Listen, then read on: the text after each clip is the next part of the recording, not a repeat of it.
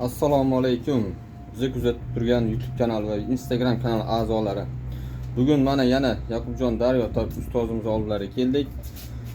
Bugun Qashqadaryodan bir bemorimizni jiyanlari kelgan ekan. Tog'alari shu jiyanlari orqali Yaqubjon ustozimizga rahmat aytib, minnatdorchilik bildirib olgan ekanlar va o'zlariga bir kurs chiroyli lichin olib shu yerdan shifo istab kelgan ekanlar. Shularni sizlarga taqdim etamiz deb yana keldik. Shu videomizni qo'llab-quvvatlab, like bosib tarqatib qo'yasizlar degan umiddamiz.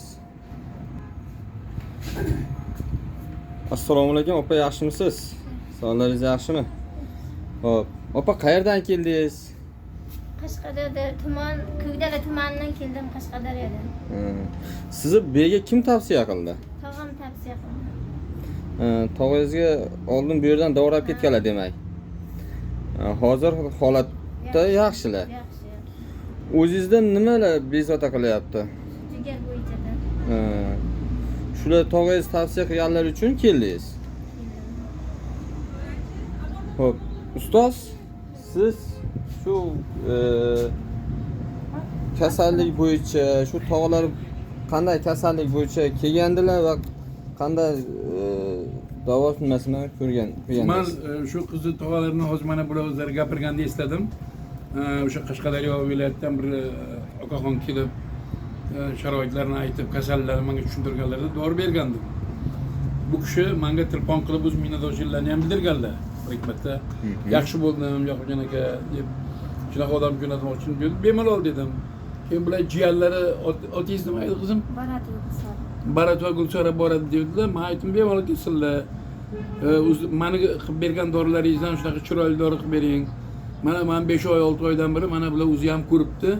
Ularni oldin operatsiya qilamiz degan ekan, doktor. Qayerda operatsiya qilamiz dedi? Samarqandga olib kelib operatsiya qilamiz deganda, bu opadda yo'q, men bir oldin harakat ko'ray deb mana bizdan avval shifo topib, o'zlari mana xudoxoliza yaxshi natija bo'lganligi uchun jiyanlarni ham ixlos bilan jo'natdilar. Mana biz qo'limizdan kelgan dorini berdik. Shu dorilardan baraka topib, shifo topib, mana meni eslab, doim namozimni duo qilib turaman sizni. Mana shu qizlarga ham bir chiroyli dori qilib bering deb telefon qildilar menga. Xo'p, bu opamizni endi hozirgi holatlari qanaqa, bu davolasa bo'ladimi tabiiy yo'llar bilan? Men bilan tomirni ko'rdim. Tomirda ozgina tez urish bor, ozgina jigar tomonda gepatit virus bor, gepatit bor. Ozgina qorin ichkarida yallig'lanish, jigar gepatozi, gepatit kasalliklari turlari bilan og'rib 3 yildan beri og'rir ekanlar bu oya. Mana o'zlari ham aytdilar, boshqa yerlarga borib ham davolangan bo'lsalar kerak.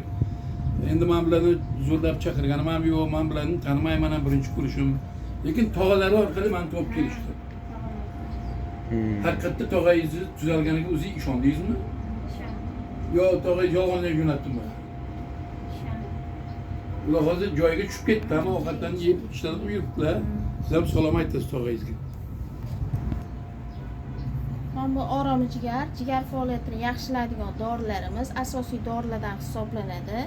Bu tiqilmalarni ochadi, jigardagi shikastlangan to'qimalarni tiklaydi. Qonni tozalaydi, qonni filtrlovchi narsa. Mana bu zirhli deydi. Bu qorataloqdagi kam qonli bo'ladi-ku, gepatik kasalliklar. O'shanga foydali bu. Tushundingizmi? Yurak faoliyatlarini ham yaxshilaydi. Mana bu sirupimiz mana inson organizmi immunitetni ko'taruvchi. Gepatik kasalliklarda holsiz, charchoq, asabiylashish bo'ladi. O'shalarga yaxshi effekt beradi, yaxshi natija beradi. Bir kunda 3 mahal bir osh qoshiqdan yarim soat oldin ichasiz. Mana bu gulg'uncha damlamamiz mana. Bir osh qoshiqni 200 gram suvda qaynatib, 3 mahal 50 gramdan ichasiz. Qonni tozalovchi, filtrlovchi narsalar. Mana bu bat deydi, ayirkal unnasi. Sal achchiqroq bo'ladi, oqsaqchi ta'mi keladi. Bir choy qoshigiga 7 dona pilla solasizda, bir chini suvga qaynatib 3 mahal 50 gramdan ichasiz. Bu ham qonni tozalovchi narsa. Juda qonni zo'r tozalaydi, virus. Mikrob o'ldiradi. Mana bu mana jigardagi gepatozi, jigar to'qimalarni jigar parenximlarni ochadigan, jigardagi yog' bosishlar bo'ladi, gepatoz kasalliklari.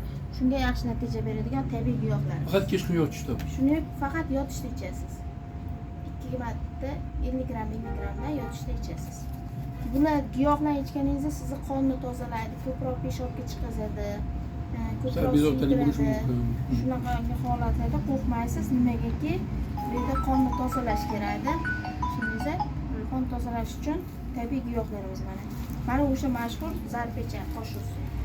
Jigardagi mikroblarni, qonni tozalovchi narsa.